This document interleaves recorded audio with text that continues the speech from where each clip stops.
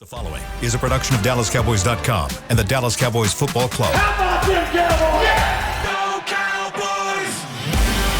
This is Girls Talk, Boys Talk, presented by Jigsaw Dating, preferred dating partner of the Dallas Cowboys, and broadcasting live from Dallas Cowboys World Headquarters at the Star.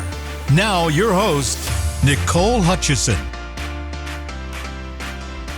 Nation, happy Friday. Welcome into Girls Talk, Boys Talk, presented by Jigsaw, the preferred dating partner of the Dallas Cowboys in the SWBC studio. I'm Nicole Hutchison alongside Christy Scales, Jess Navarez, Aisha Morrison, and we got a special guest in the studio, Cooper Beebe, Dallas Cowboys starting center. Hey, thanks for having me on. I'm excited to be here. We appreciate you, man. Oh, absolutely. I had the chance to talk to you on Monday at Cowboys Hour, but now a little different setting, right? All the girlies joining in, but just how are you, man? And have you just been adjusting to the NFL? It's now week 2, week 3 now in the NFL for you. You know, I got to be honest. I mean, I'm great. You know, I finally kind of figured out kind of my routine for the week, and you know, I have a strict routine now, so you know, I just follow that, and you know, can't complain. You know, I'm living out my dream here in the NFL, and I'm at a great organization, great team, so I mean, there's nothing to complain about. I'm great. Has it hit you yet that you're actually playing for the Dallas Cowboys? Got that star on your helmet? You know, it did finally hit me. You know, the first game out there, you know, I was definitely a little nervous, but you know, I just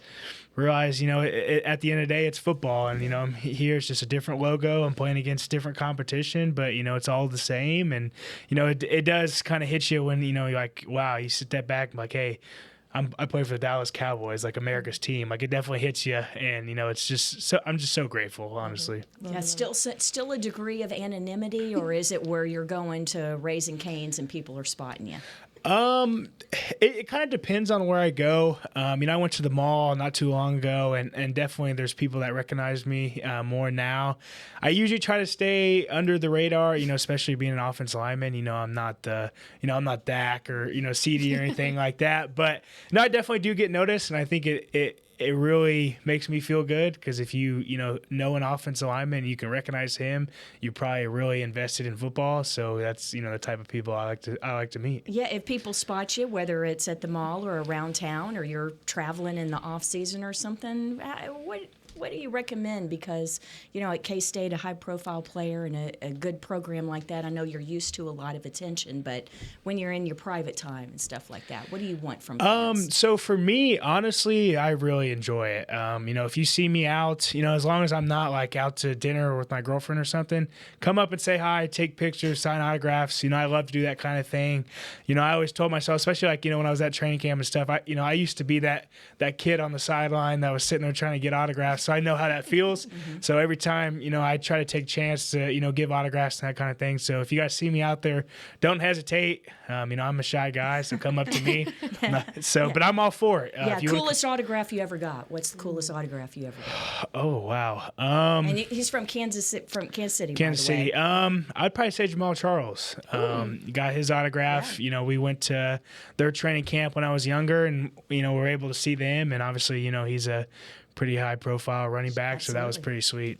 You know what's funny is hearing you say you're a shy guy, but literally the first day we all met you, you were so outgoing with media. Like, everyone turned around and were like, oh, yeah, we're going to talk to him a lot. Thank goodness. Thank you, You're just Lord. so nice, and so you don't come off shy to us, but something you and I talked about in the locker room a couple weeks ago, actually, was you said that you were a little more laid back and reserved in the locker room, especially when you first got here, and that confidence grew. Can you talk a little bit about how that confidence grew and who has been a vital part of that for you? Yeah, absolutely. You know, obviously when you get here, you know, there's definitely a lot of nerves. You know, these are, you know, around a lot of veteran players that have played forever, and especially getting thrown in at a spot that I've never played before. You know, I was definitely hesitant and, you know, was kind of kept to myself. But I think just throughout, you know, OTAs, training camp and stuff, just continuing to get comfortable with the offense. And then once that kind of started, you know, you kind of build your repertoire with the players, they begin to trust you, and I think that's the biggest thing is earning those guys' trust. And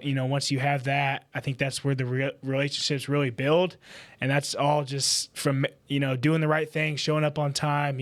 Show that you're working hard, you're doing the extra, and that really goes a long way, especially as a rookie. And once guys see that, they really attach on to that. And I think obviously one of the biggest influences that I've since I've been here is obviously Zach. He's taught me so much. He's really helped me become, the player I am, still continuing to develop. But, he was definitely the coach, when I got here, helping me, figure out my routine, figure out how to do the things the right way. So, I got to give a shout out to my guy, Zach. Wow. Well, thank you for that. I mean, no, it was detailed, man. I wanted to ask you, man. So I do draft coverage, and we got to see you kind of. I mean, we were watching you last year, before you came on the draft. With you transitioning from guard to center, we're starting to see in the NFL, like, every team wants versatile players, right?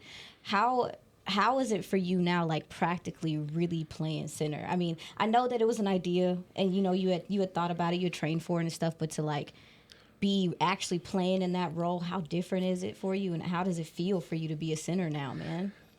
So when I first started playing, I was definitely kind of skeptical. I wasn't really sure how to play the position, but when I started to get comfortable, it kind of turned into the mindset that I am a center now. I'm not just an offensive lineman. I'm really going to focus in on the center position, and I think that's where my my mindset kind of changed. I'm not just maybe play center. Like, I am a center, and I told people, when people ask me what position to play, I play center. I love that, and, man. That's why I was asking. That's where a lot of the confidence, came from.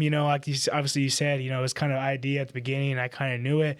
But now it's, I am a center, and I build a lot of confidence with that, and I think that takes me a long way. Wow. So many players talk about the way that these coaches have poured into them, specifically Kalen Carson. Something that I picked up on him when he mentioned that Al Harris has just poured so much confidence in him that's helped him with his development. In what ways has Mike Solari poured into you and helped you in your development? Oh, absolutely. Coach Solari is a phenomenal coach. I think the biggest thing with him is just his belief in me. And, he always said, like when we met with rookies, he said, you guys are going to be ones that step up and help this team. And when you hear that from a coach, it just gives you so much confidence. And, he's obviously, going to coach you up, coach you hard, but there's a lot of love behind that. And, I think that's something that goes a long way. You build those relationships, and those are the people that you want to play for. When you have that relationship, it gives you that confidence, and you really want to go the extra mile for them. And, we do a lot of rookie meetings and that stuff, and he always tells you, how thankful he is for us. And, that goes a long way, just to know he's pouring everything he has into us. So, we got to give it back to him. Cooper, one of the things that we do here with the extended family of Girls Talk, Boys Talk that watches this show, and a lot of us never got to grow up and playing football, so we try and teach things or kind of pull back the curtain and what it's really like out there on the field or in the locker room, as it were. But as the center, can you talk about once you break the huddle and you go to the line and you begin the process of the communication and making the calls? I think there are a lot of fans, there are people watching that think that there's a play call in the huddle, then everybody knows and goes what to do, and you're just waiting for blue 80, hut, hut, and you snap the ball. But there's obviously much more to it than that. So can you kind of take us to the process of the huddle is broken, you're going to the line. What are your responsibilities in the communication? Yeah, so each play we have what's called a mic ID point, and that's the starting point of each play, whether that's a pass or a run. And that's where my job comes into play. Each different run, different pass has a different rule on how we mic ID things. So when I come up, first I got to assess what kind of front is it. Is it 4 down, 3 down, what kind of box structure that is, how many linebackers there are and that kind of thing. And I point out the mic ID. You'll see me with a long arm, point out somebody, and that's where my combination is going. So once I make that ID point, everybody else knows where they're going. So if I walk up and say, hey, number 52, we're going to, combo to him, my left guard, my left tackle know, based on what play it is, they may have the next backer over or that kind of thing. So for me, there's always a starting point of, how we operate and how we mic ID things. So that's what goes through my mind. I hear the play call. I know what my rule is. Each run, like I said, has a different ID rule. Walk up there, make my point, and everybody knows based on my point and my communication what they're doing. So, I kind of set the tone on each play of what everybody's doing. Yeah, and a Mike, we generally think of that as middle linebacker, starts with an M. So you have middle linebacker, Will, weak side, starts with a W, Sam, strong side. But it's not always the middle linebacker. Nope. But actually, it's whoever you say it is. Whoever you identify Exactly. is what you're going off of. Yeah, and one of the nice things too, Dak is obviously the ultimate corrector. If I come up, make a point, and maybe he sees pressure or something different, he always has the last word. He can change that, and I think that's one of the things that gives me so much confidence is I know I have him to back me up. So I go out there, I'm loud, I'm confident, I make my call. If he wants to change me, he can, and I think that just allows me to play free and play confident. And I'm glad you brought up Dak because I was just about to ask you, what has it been like for you getting to work with him? I mean, it's one thing to kind of hear his reputation and how he is as a leader, but what has it been like for you to actually experience his leadership as his teammate and as his center? Yeah, no, it's unreal. He's just a phenomenal person, phenomenal leader, and it's kind of cool. Obviously, growing up, you watch him on TV, and it's like, now I'm snapping to him, and I think the biggest thing he brought to me was just the confidence in myself. And, I know I've talked about that a lot, but one of the things we kind of talked about when I was transitioning, starting to take snaps, he said, it's me and you, we're on the same page. We set the tone and everybody's going to follow. And, that really meant a lot to me. And, just doing the extra, like, I asked him, hey, can I hear what your different cadences sound like and that kind of thing, just to kind of get a feel. And, he's been nothing but supportive of me. And, when we went out for the first Browns game, he's like, hey, man, you've been playing football for a long time. Just go be you. Go out there, play confident. He said, whatever happens, just be you. And, that meant the world to me. Like I said, he's a phenomenal person, phenomenal leader. And, I'm so glad he's our quarterback. I love that. I'm glad you Now asked that's that. gonna cry. No, I'm glad you asked that because I wanted to know, like, how you two, because it sounds like you guys are married to each other in a sense. Like, you know what I mean, man? Like, Yeah. like, you guys are a system in itself, you and the quarterback. But I wanted to ask you also, like, as far as the interior pressure, the NFL, like, the interior starting to see a lot more A-B gap blitzing, a lot more linebacker stuff, and also, too, a lot of teams' strengths are their DTs. Even within this division, like, a lot of their defensive line strengths is their DTs. How much pressure does it put on you guys to be, like, on point all the time, communication all the time, because there's so much more being done up the middle these days? Yeah, it's definitely, something that, you got to recognize. And I think it all starts with communication, and that starts with me, making sure we're all on the same page. Obviously you go through film study, you see a lot of that, and, we have checks and different things to combat that. But I think it just starts with us all being on the same page. And, we don't panic or anything like that. That's what we prepare for. You go out there, you go throughout the week, you train, you see those looks over and over, and you watch the film and you look at it over and over again. And that's where the confidence comes when you go out there on the field, because you don't even think about it. You see, maybe the backers, shifted over. Okay, alert pressure here. And, it just goes out there, and it goes back to your preparation. And, when you prepare for that stuff, that's real confidence. You have real confidence in yourself. I got confidence in my guards, my tackles. They're going to get their job done because I know how hard they work. They know how hard I work. So it's really just being on the same page and, being a brotherhood, especially on the O-line. We always say 5 is 1.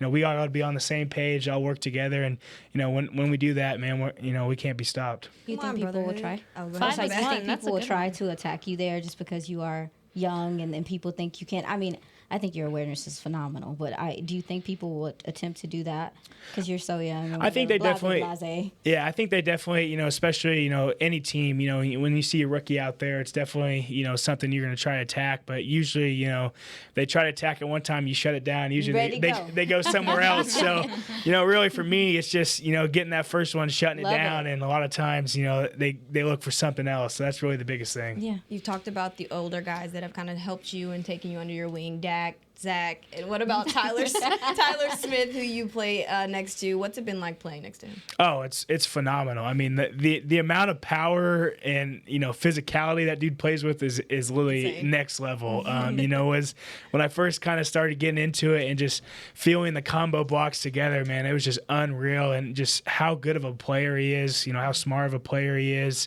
how physical he plays. He makes jobs, my job a lot easier when we're in combo blocks and stuff like that. So you love to have a player like that.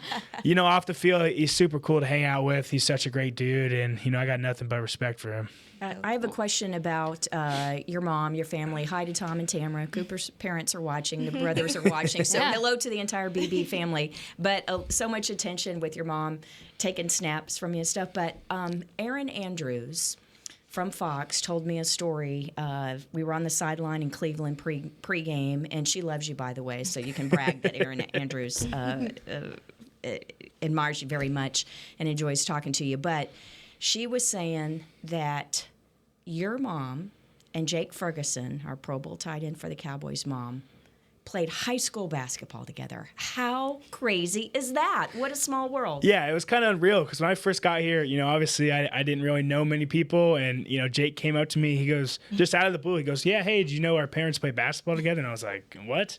He goes, yeah, they played basketball together. And, of course, I had to text my mom. I was like, hey, is this true? And she's like, yeah. I was like, okay, that's just, what a coincidence. What a small world. It's kind of funny just having that connection already. And I feel like it made me closer to Jake already. I didn't even know him yet. So, it was just a kind of cool connection to have. Yeah, but football, obviously, with your dad playing in college, your brothers, I guess, is it football, as a football family, is it football all the time, or growing up as college or NFL fans, or what was it like? Yeah, football was obviously the focal point of our family, like you said. Everybody played in our family. But, we weren't just football players. We all played multiple different sports, basketball, baseball. I did track in high school and that kind of thing. And, I think the biggest thing for us was it was always something that we always loved to do, things that we could compete at. And I think, that's one of the traits that makes me great is the competitiveness. And it didn't matter what it was. We'd go out in the driveway, play 2-on-2 basketball, and there's a lot of fights and stuff that break out there, as you can imagine, with four brothers. We're in my mom's living room. She kind of took away our player, but we would be playing, football on our knees. There's a lot of, dents in walls, broken picture frames that my mom had to, glue back together. But, it's really that, competitiveness that I think, growing up is kind of helped me mold into the person I am today. Question: who has the better cadence, your mom or Dak Prescott? Dak for sure. I think. Leave her alone. Right. She's watching. I'm just trying to stir the pot here. No, I think obviously I think Dak has had a lot of experience with that cadence. Obviously, my mom was a little new. I gotta give her a shout out though. She was willing to put in the work to get it done, good. and I forever grateful for her spending her time on her lunch break and getting me prepared for this moment. But I definitely got to give it to Dak. He has the experience. My last question for you: what do you want people to know Cooper Beebe as? Player aside, who do you want them to know you as? I think for me, the biggest thing is just a phenomenal person. I think, obviously, I am a football player, but we're a lot more than that. I want them to know me as a humble dude. That's caring, that's loving, that loves to help in the community and that kind of thing. Because I think that takes you a lot farther in life than football will. When people realize you're a great person, they want to be attached to that, and that's what I want people to realize me as. Obviously football comes to an end at some point, and there's life beyond that. And I think my humbleness, who I am, is going to carry me a long way. Yeah, and we have witness to that because we had a special event here at the Star in Frisco. Our indoor practice field Tuesday is supposed to be the players' day off, but Cooper and the other rookies on the Cowboys team, the rookie club was there, and it was adaptive PE. So we had some adaptive students along with mainstream students from Baker Elementary and Prosper ISD, and there were a couple Dallas Cowboys cheerleaders there, and Maris Leafau, the linebacker, was dancing with the cheerleaders, teaching the kids that. But Cooper was actually playing. He was Dak. He was the quarterback, but for the event. And I know you've done a lot of that, but what did it mean to you to use this Cowboys platform to work with those elementary school kids on your day off? It's just a phenomenal experience, just being able to give back. Like you said, we have a huge platform, and those kids being around NFL players, man, it means the world to them. And to go out there, like you said, I'm out there throwing balls. I'm going to celebrate in the end zone, with these kids, and that's something they're gonna remember for the rest of their life. And it's something small on my part that means the world to them. And I love giving back. It's just to see the smiles on their face, man. There's nothing like it, and just how happy and joyful they are for you to be there. For those who weren't able to listen into Cowboys Hour, you talked about how much your family's really mean to you and how much they've impacted you. For those who have not been able to listen, can you just talk a little bit about that? Yeah, absolutely. My family's my rock. They're my everything. They're the reason I do what I do. A lot of people ask, hey, what's your why? What's your reason? It's my family. They've been supporting me since I was little. They continue to support me. One of the things, stories I always like to tell is, something that's really dear to my heart, is just the support my parents had for coming to games. And I always tell my true freshman year at K-State, was lucky enough, we were playing at Mississippi State. I wasn't going to play. I was told my dad, like, hey, I'm just going to go warm up. I'm standing on the sidelines, not going to play. It didn't matter. He drove to Mississippi, was sitting there on the side while I was warming up. He had his video camera out filming me. And it was just see him so happy, and that just meant the world to me. I told him I wasn't going to play, and he's like, it didn't matter. My son's out there on a college field. I'm going to be there.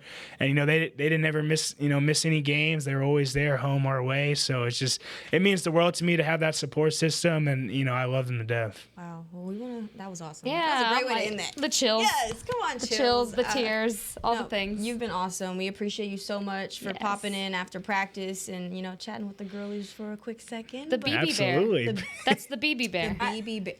I do want Team to to the know. Beebe I do Bear. want to know very quickly, and I ain't trying to start nothing. Oh. You being from Kansas City and all, have you had any Texas barbecue? Is there any competition? Oh, no. Tom will send you a message. My goodness. I'm not gonna villainize you. You're going to get a message from Tom Beebe Because he telling said you about literally just this. said, I want to be recognized as a good person. That's you say the wrong thing, it might. Let's find I out think how I need to- diplomatic he is. How will you do as a politician and thread this needle? I think I'm going to have to plead the fifth on that one. I don't want to, upset anybody. I'll just say, I'm a Kansas City guy. If you take that with what you want.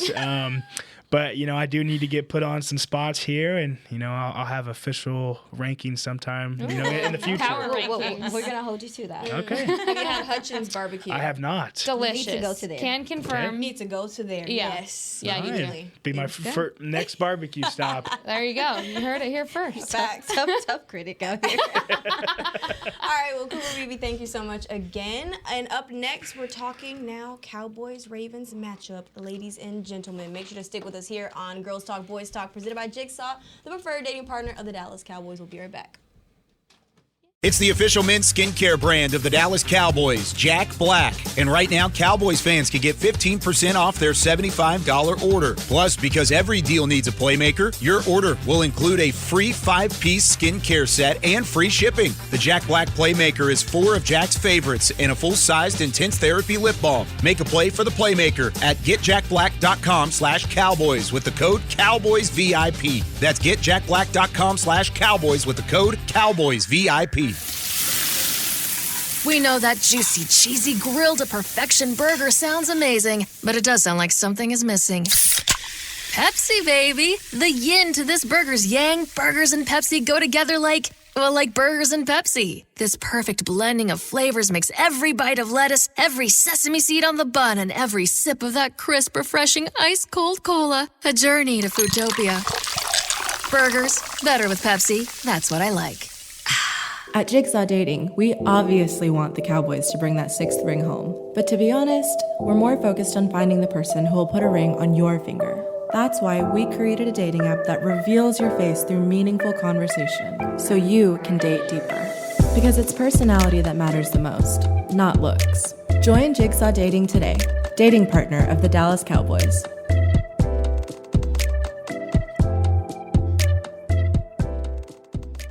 The Dickey family always mandated that the only Polish-style sausage worthy of their restaurant must have high-quality coarse ground beef and pork, rich spices, and fresh natural casings. We still serve it to this day, and it's so popular, Dickey's sausage has been named the official sausage of the Dallas Cowboys. The perfect matchup on game day. Dickey's Barbecue Pit. No one outsmokes us. Order at dickeys.com. For groups, call 866-BARBECUE. Dibs on the ribs.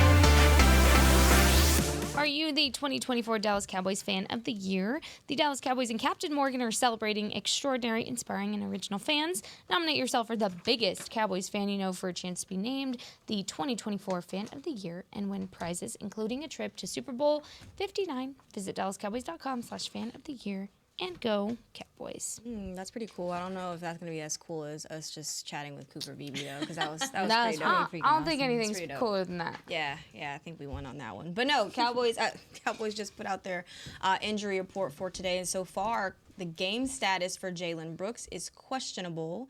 Mozzie Smith is listed as questionable, and John Stevens listed as questionable. Thoughts and concerns, ladies? You think they elevate Flournoy? Yeah. Probably. I think if JB can't go, yeah. Yeah, they think they elevate him. Okay, cool. From what I heard with JB, it was during practice on Thursday. That it was just kind of one of those things that was precautionary to check out. So now seeing the practice report, I'm a little nervous because, I mean, to be precautionary to questionable, eek. Yeah, So at this point, they need to Stop. They need some prayer and supplication on that field on Thursday practices because yeah. it feels like a trend, and I understand it is their more It's a physical physical day. practice, but it is like. But Brooks also special teams. It's like He helps backup wide receiver. How many reps is he No, going to no, get out I there? was No, gonna- I'm just saying That's what I that was fans, thinking it's about. like Jalen Brooks, but it's like, hey, he's a gunner on team. Yeah. He's and you've lost a lot of guys on that side and You on have, special yes. teams that I guess we haven't talked about, but go ahead. haven't. Finish No, with the you're practice good. Go report. ahead. No, That was the main thing. the from Jalen Brooks thing. it's a domino Yeah. falling, right? And so, Nick Vigil has been elevated twice, and so far he has one elevation remaining, and I would assume that they would use that. But if you have to use one at wide receiver, I mean, you'll probably have Flournoy active and not sit him as a game day inactive. Just use him off your 53. But you just have one thing that happens and it affects the other positions. Yeah. And then with Mozzie, if Mozzie's listed as questionable, and so I know that Mike McCarthy said in his press conference today that he expects Mozzie to play, but still, when he's missing practice time, do you have to have reinforcements along the defensive line there? Where are you going to go short on the defense if you go longer at wide receiver?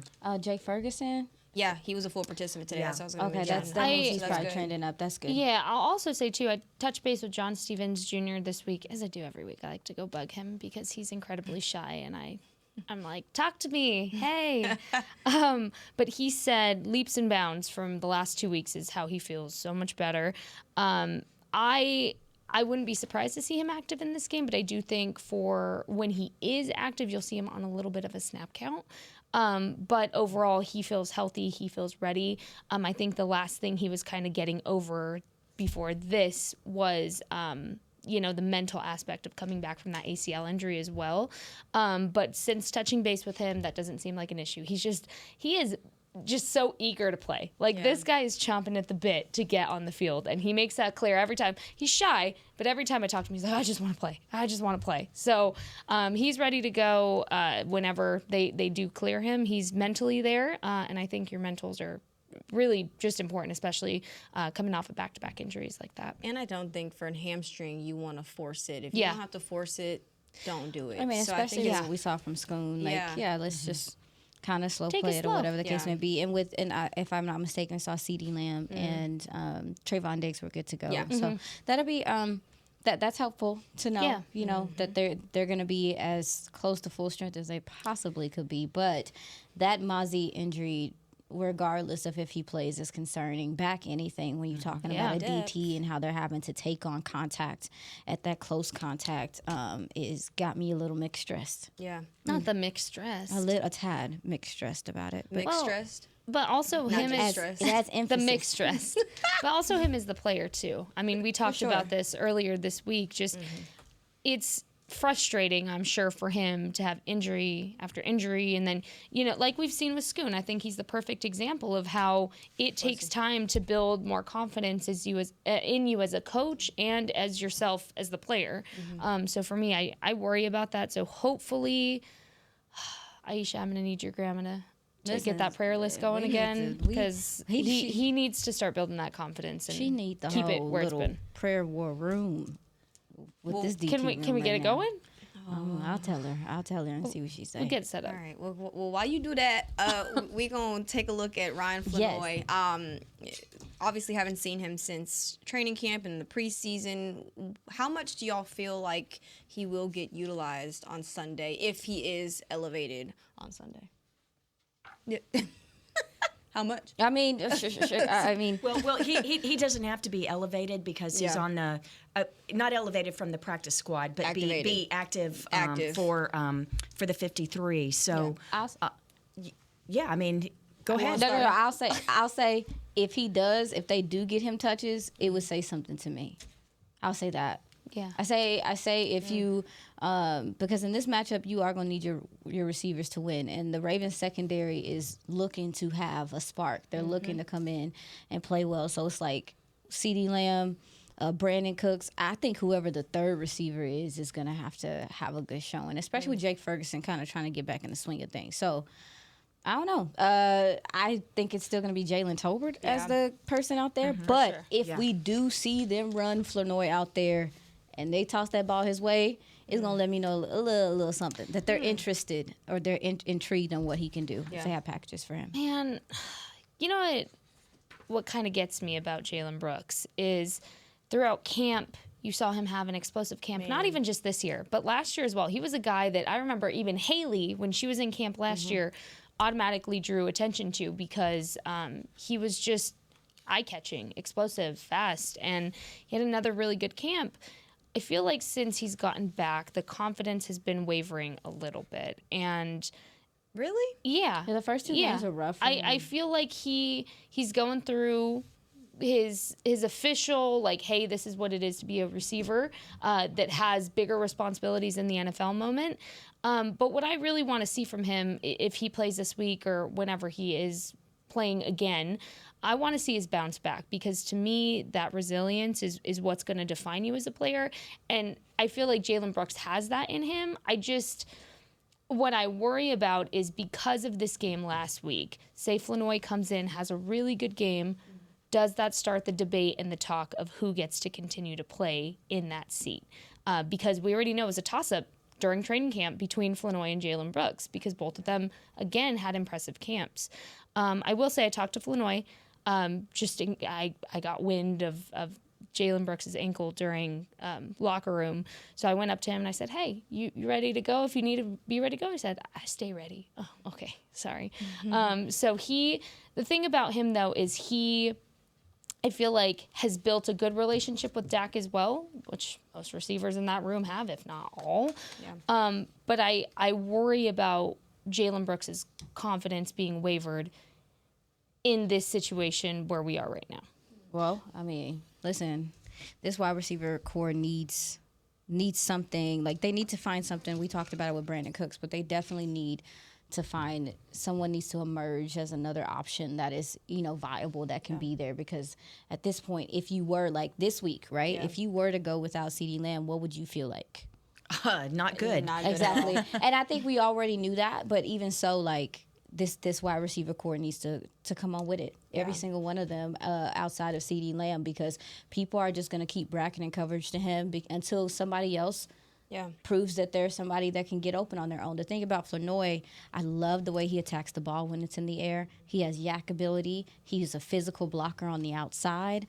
He has good vision in the open field. He can also be a red zone threat, which you don't have. You don't have as much at this point besides Jake Ferguson. And, these guys, they can scheme them open. Flournoy is a guy that you don't have to necessarily scheme open. He can get it on his own and high point the ball and things. So, I think you're missing that a tad, with the loss of Michael Gallup, and I think he can do some of those things. What do you think? Well, I think, with the Ravens, we always think, the Ravens defense, and they got the talent and everything, but that second half against the Raiders, blowing the 10-point lead, and Devontae Adams, not just Devontae Adams, who's all world for the Raiders, right?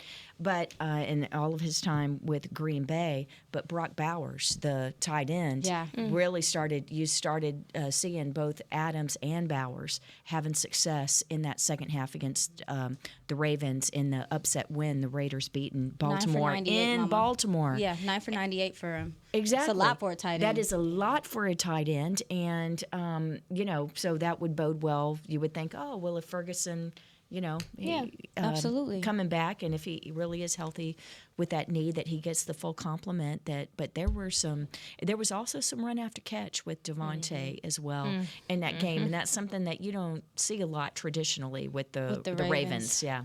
Something that kind of concerns me a little bit is the fact that you've seen so many good things from this wide receiver room in training camp all July and August, and it kind of just shocks me a little bit that we haven't seen that other guy really truly emerge now that the NFL regular season. But you don't get a chance in July or August. You're not having contested catches, and they're going against second and third teamers because really the only chance that you might get to see it is in the joint practices. Yeah. But Or with the third preseason game. or the third preseason, but the third preseason game they're going against second, third, and fourth teamers. For The Raiders team. started.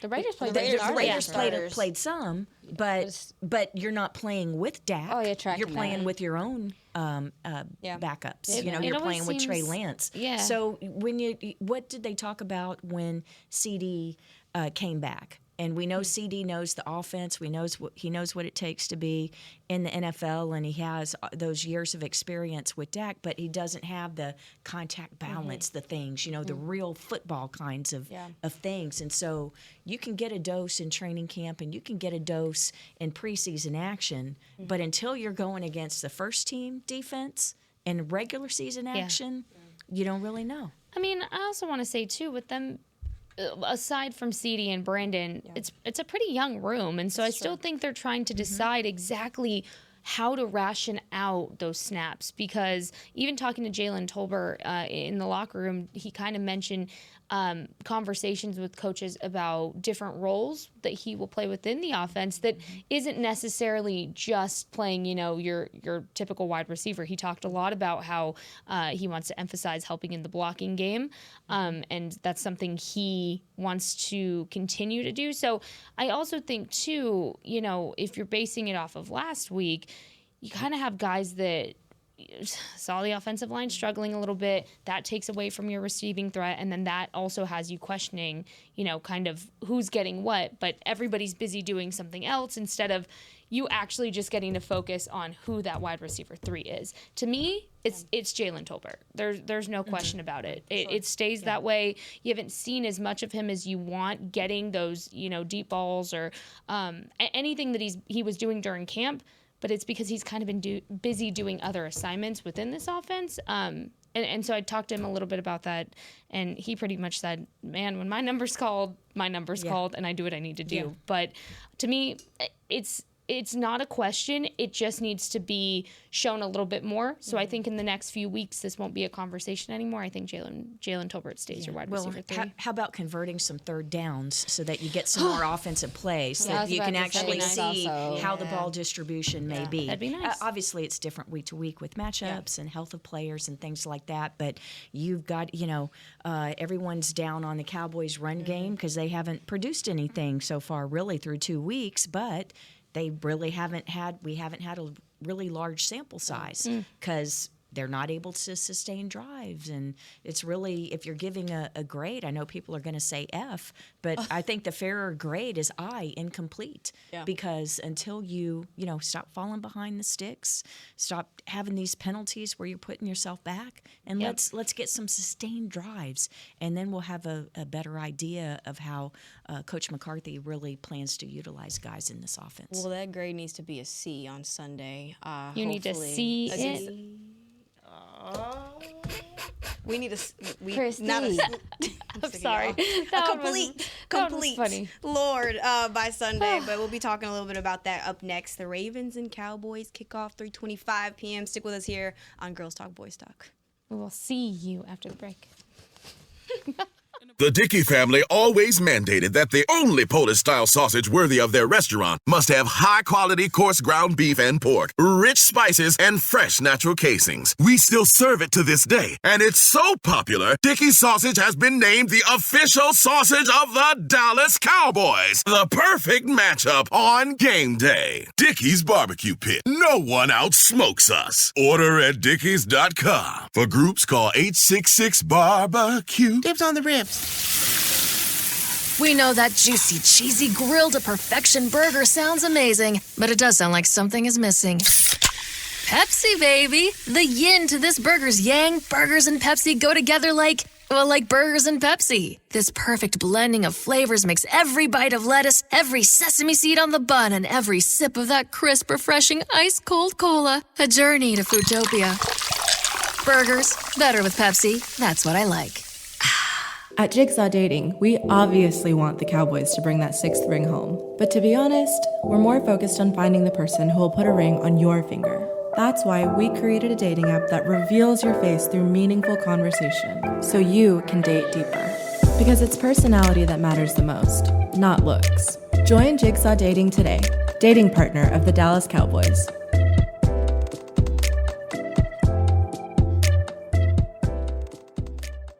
It's the official men's skincare brand of the Dallas Cowboys, Jack Black. And right now, Cowboys fans can get 15% off their $75 order. Plus, because every deal needs a playmaker, your order will include a free 5-piece skincare set and free shipping. The Jack Black Playmaker is 4 of Jack's favorites and a full-sized intense therapy lip balm. Make a play for the Playmaker at getjackblack.com/Cowboys with the code CowboysVIP. That's getjackblack.com/Cowboys with the code CowboysVIP.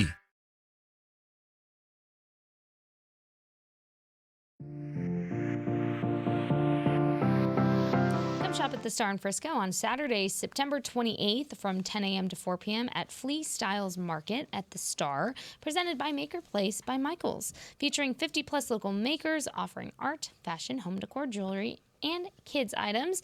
Market at the Star is always a favorite. Admission is free. So for more information, you can visit DallasCowboys.com.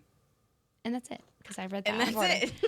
Straight like that. And that's it. Go to DallasCowboys.com. Thanks. All right. Whoa. I'm rubbing off on you. It's Friday. It's there. It's there. What is the weakest position group so far for the Cowboys? I'll let y'all answer. How would y'all assess the weakest, or which one? Run game, run defense. Easy. That's 2. That's 2. Oh, I'm sorry. I thought you meant each side of the ball. Okay. Yeah. Not the cheating. Okay, so does anybody disagree? What? No. I mean, I think those are the weakest, but I think there's been some weak spots. You're gonna go tight end. I know you. I know you so well. Like, I just knew it was happening. Go ahead. I wasn't going to. Yeah, How dare you assume that? I was. I know it. No, and I wouldn't call it a weak spot. I'm just saying I'm so frustrated because you have so much talent in this room. And yes, Jake is dealing with the injury now. Like, I get that, but you've had struggles with getting the tight ends involved. And yes, they're involved in blocking, but I really think your red zone issues would be resolved if you had more trust in play calling within the red zone that involves your tight ends. And the thing is, it's not coming from Dak. He trusts that tight end room. He trusts Jake, obviously. He trusts Schoon. He's even talked about Brevin Spanford. I talked to him about him during OTAs. And my thing is it's the play calling being conservative with the tight end involvement, and it's frustrating to me. So, I know it's only going to be week 3, so I'm trying not to get so riled up about it. But what I don't want to happen is a repeat of last year, where at the end of the year, you were kind of like, where was your tight end room? Minus Jake Ferguson. And also, to that, I want Jake Ferguson to be a viable threat, that it's a household name like CeeDee Lamb, that your opposing defensive coordinators are preparing for, because he's earned that. And, I think, like I said, earlier this week, I think Schoon's on the up and up of building that confidence for a tight end too. But you have Brevin Spanford that we've been talking about that has this big body advantage, and you have Hunter Lipke who's getting work at tight end. I mean, I just want to see more of it. That's all. Yeah. I'm a tight end truther, so I just want to see more. But when you get those opportunities like Brevin Spanford last game, you gotta step up. But I can't blame Brev for that one either. You're right. Like, Dak was playing like, hey, we need to get I almost cussed, something done. Pretty. But I see what you're saying. Yeah, and what I, again, always fall back to is, with these younger players, Jalen Brooks, Brevin Spanford, how you rebound when you get your next opportunity, that's how I see you as a player. That's what I think defines you, not necessarily a dropped pass. Nobody played well, aside from Brandon Aubrey last week. So it goes all around, but I want to see more of it. And, if there's a couple drop passes in there, so be it, but at least it's being called. I want to get a final score from you ladies. Oh, no. Oh, I didn't get to do one. Oh, my bad. Go ahead. I was sitting there trying to keep it in my head. Like, Sorry. I was yapping. No, I think, Christy, you said the run game. Yeah. And then you said so tight running ends. backs. Yeah. Well, the run game is comprehensive because running backs, blocking, and I mean being able to run the ball. But what and position? It's more than, but what position group do you feel is the weakest on the team?